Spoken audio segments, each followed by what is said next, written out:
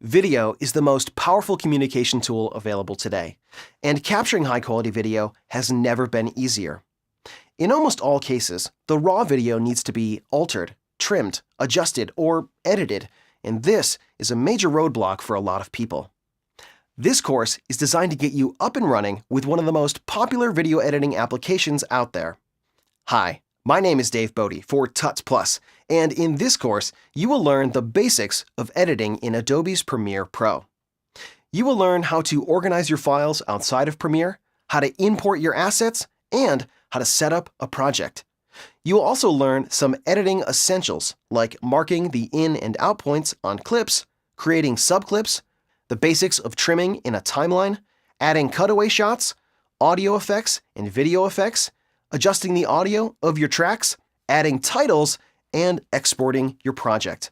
By the end of this course, you will have the skills you need to be able to take raw camera footage and turn that into something much more interesting. In the next lesson, you are going to learn about what you need to get started editing in Adobe Premiere Pro.